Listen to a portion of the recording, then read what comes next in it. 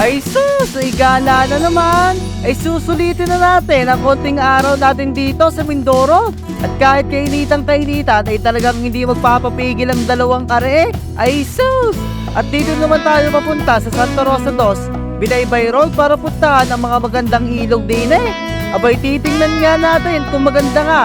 At libre daw din at walang entrance. Kaya agad-agad namin pinuntahan ni Kuya. Ay papasok nga pala ito. At halos nasa 10 minutes ang biyahe bago makarating sa ilog. Pero nakakatuwa nga naman mag-ride pagkarne. At talaga sementado na. At aray na nga, nandito na nga tayo sa ilog na sinasabi nila. At ito nga pala ang pinangalanan nila na Tiboy River. Ay mukhang maganda nga. Kaya tara't pasukin na natin. Ay di tamang lakad lang kami niyan ni Kuya. Yan ang pagkakainit. Ay sus! Ay pihadong sunog na naman na rin bago umuwi. Ay hagyan na nga pumutay na wala pa agad. Ay sus! Ay habang naglalakad kami din ni Kuya, yari bumungod sa amin. Ay pagkakadami kang cottage na rin. Ay pihadong madami nagpupuntahan din eh. Ay kaso hindi na namin natanong kung magkano ang bawat cottage din eh. Pero sabi naman ay mura lang at kayang-kaya. At kung kayo mayroon namang mga dalang tent, wala din namang problema. At doon na lang kayo, wala pang guest house. Ay sus! At sabi sa amin, nandun daw sa dulo, pinakamaganda at may mga talunan at sobrang lalim daw doon.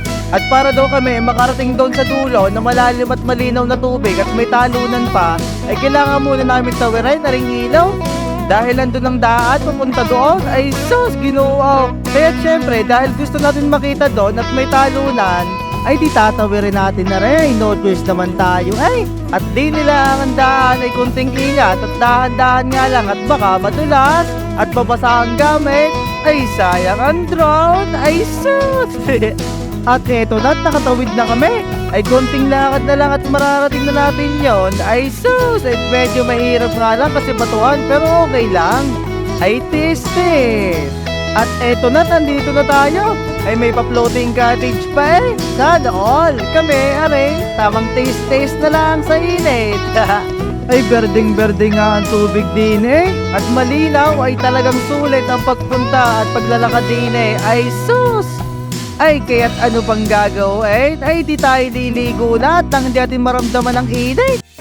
Kaya guys, kung pupunta kayo dito at ayaw nyo mag-cottage, kasi medyo malayo ang cottage din sa malalim at magandang tubig, ay di magtala na lang kayo ng inyong tent. At pwede naman din eh.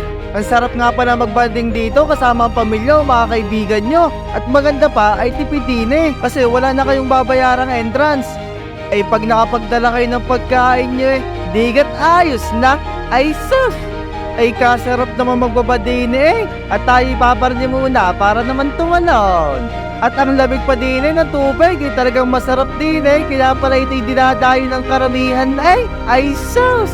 Ayan, at tamang akit lang. Ay dahan-dahan nga lang ako niyan. At baka madulas na naman. Katulad nung dating vlog. Ay sus! Ay nakakadala eh.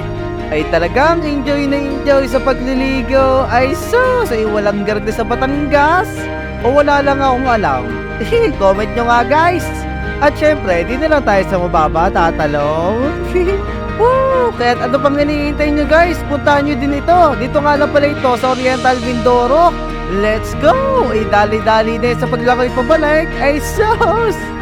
Ay kung ano-ano pang sinasabi niyan. At ayan, tamang babad lang kami ni Kuya. Ay tamang kwentuhan at dismisan na din. Ay siya. Ito nga pala ang tinatawag nilang Tiboy River. May kasabihan nga tayo, ang iyong positibong pagsusuri ay magbibigay daan sa iyo upang makakita ng mga pagkakataon kahit nasa gitna ka ng mga hamon. Ang isang attitude ay tulad lang ng isang camera. Ito ay nagdidesisyon kung anong mga bagay ang iyong kinukuha. Maging inspirasyon sa iba sa pamamagitan ng pagpapakita ng inyong positibong pananaw sa buhay. Iwasan nyo na ang mga negatibong tao at sitwasyon at sa halip ay palaging pumili ng mga bagay na nagbibigay sa iyo ng kaligayahan at kasiyahan. Ang positibong pananaw ay parang pagsasayaw sa ulan. Hindi mo man ito kontrolin, maaari mong gawin itong mas masaya. Magkaroon ng malasakit sa sarili at huwag kalimutang maglaan ng oras para sa sarili upang mapanatili natin ang mga positibong pag-iisip. Hindi lahat ng araw ay magiging maganda, ngunit palaging mayroong magandang bagay sa araw-araw. Huwag kalimutan na ang bawat pagkatalo ay isang pagkakataon na maging mas malakas at mas matagumpay. Kaya lagi nating tandaan na ang positibong pananaw ay isang pagpili at maaari mong baguhin ang iyong kaisipan at damdamin sa kabila ng mga pagsubok sa buhay. Maglaan ng oras para mag-meditate at mag-focus sa mga bagay na nagbibigay inspirasyon sa atin. Ito ay isang proseso at hindi laging madali, ngunit ito ay makakatulong sa pag-angat at pagpapabuti ng ating buhay. Ay siya, hanggang dito na lamang guys. Maraming salamat. Ay sus!